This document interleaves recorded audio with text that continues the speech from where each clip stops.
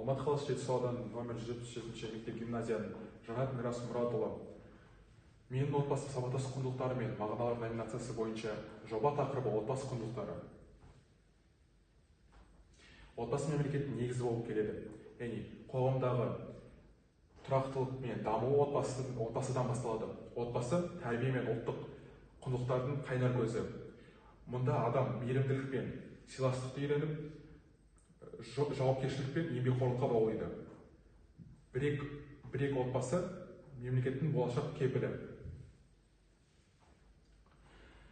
Жоба зерттеу мақсаты Қазақстан қоғам рухани денсаулығын нығайтудың отбасының рөлін анықтау, олардың сабақтастығын зерттеу және насихаттау жолдарын анықтау. Жоба зерттеудің міндеттері: отбасы мен қоғам рухани денсаулығының арасында байланысты арттыру, отбасылық құндылықтардың сабақтастығы мен олардың ұрпаққа берілу жолдарын талдау, отбасылық шығармашылықтың қоғамдағы рөлін зерттеу, Қазақстан отбасылық құндылықтың насихаттау әдістерін қарастыру. Сонымен қоса бізде зерттеу әдісі 3 бөліктен тұрады. Ең бірінші ғылыми әдеби шолу әдісі және кейбір теорияларды қарастыру. Екіншісі салыстырмалы әдіс, үшіншісі мектеп іс-шараларда отбасылармен бірге тәжірибе талдау жасау. Отбасы және қоғам рухани денсаулығы. Қоғам рухани денсаулығы отбасы адам арасындағы қарым-қатынастардың үйлесімділігі және ұлттық мәдениеттің сақталуы және тағы да адамның ішкі жан дүниесінің тұрақтылығы. Отбасылық құндылықтар, яғни отбасылық құндылықтар дегеніміз отбасы мүшесіндегі адам арасындағы қарым-қатынастарды реттейтін негізгі қағидалар. Ол қағидалар тоқтала келсек не олар? Сүйіспеншілік, сенімділік, рухани даму және ынтымақтастық. Салыстырмалы зерттеу Қазақстан және басқа елдерге отбасылық құндылықтары. Яғни әр мемлекетте, әр елде өзіне тән дәстүрлері және мәдениеттері болады. Сонымен қатар Қазақстан отбасылық құндылықтары, яғни ол бізде ұрпақ сабақтастығы, ол жерде ата-ана және ата-әже өз балаларына салт-дәстүрлерді үйретеді. Екіншісі үлкенге құрмет, яғни біз үлкенге құрмет арқылы біз оларға жолын кеспейміз, оларды кеңес аламыз. Үшіншісі бізде қонақжайлық, соңғысы, төртіншісі ол бізде көп балалы тәрбиелеу маңыздылығы. Екіншісі бізде ақш, батыс Еуропа елдері, яғни бұл жерде бізде ең басында алдымен аз балалы мемлекет болып келеді, аз балалы құндылық болып келеді, отбасы құндылық, және оларда тең құқылық, яғни гендерлік саясаттар қарқынды жүреді осы мемлекеттерде. Тағы да бұларда еркіндік жүреді, яғни бала 18-ге толық салысымен ол ата-анасына тәуелсіз болмайды да өзімен өзі жүреді. Және соңғысы ата-анасы сол баласында отбасына араласа алмайды.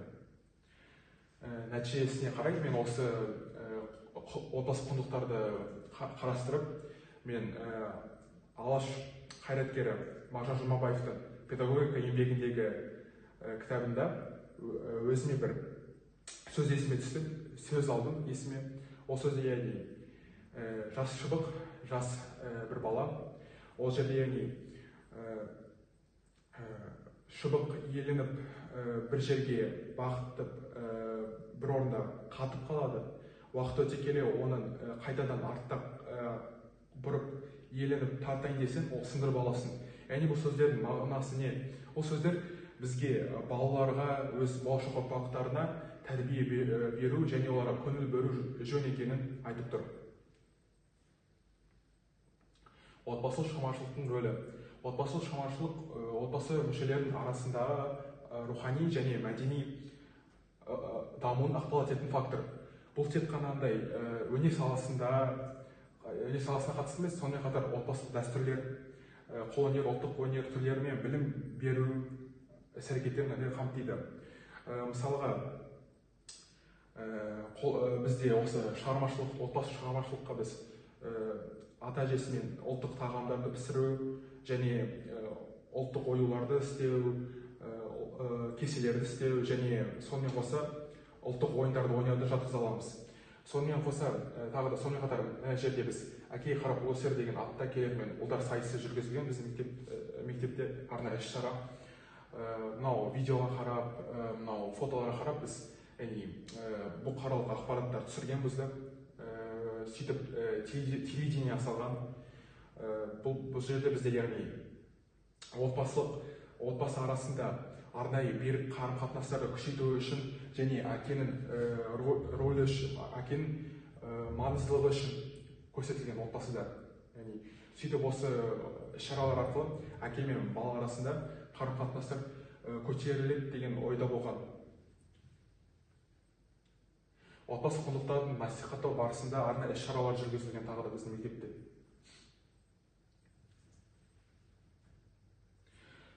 Сонымен қатар ұсыныстарға тоқтала келсек, мен болашақ стратегияларым. Бұл жерде мен үш стратегия белгілеген. Ең біріншісі отбасылық капитал жүйесі. Бала туыла салып, оның қорына жыл сайын мемлекет ақша бөліп отырады. Ол ақшаны отбасы тек қана білім жүйесіне немесе болашақта болатын кәсіпорынға құрта алады. Екіншісі отбасылық несие 0%. Жас отбасыларға мүмкіншіліктері көбею үшін несиесі 0%-ға беріледі, қайтарылым 0%, яғни ол сөйтіп жас отбасылар арасында болашақ балаларды білім жүйесін қамтамасыз ету үшін, баспанамен қамтамасыз үшін берілген отбасылық несие 0%. Ең соңғысы 4 күндік жұмыс аптасы, отбасылық күн. Мұнда аптасына 4 күн жұмыс істеп, жұма, сенбі, жексенбі күндері ата-ана отбасымен уақыт өткізіп, балаларына көңіл бөледі, балаларын тәрбиелейді, балалармен сөйлеседі. Және бұл отбасылық құндылықтың маңыздылығын арттырады. Және сол балалар арасында, ата-ана арасында арнайы бір қарым-қатынас орнатылады. Қорытындылай келе, зерттеу нәтижесінде көрсеткендей, отбасы ол қоғам рухани және мәдени денсаулығының іргетасы болып келеді. Отбасыға, отбасы құндылықтар мен шығармашылық ол маңызды рөл атқарады. Өйткені құндылықтар мен шығармашылық ол біздің гендік кодымызды сақтап, болашақ ұрпағымызды дамып, біздің мемлекетімізді, елімізді, халқымызды қарқынды дамуына көмектеседі, үлес қосады. Назарларыңызға көп рахмет.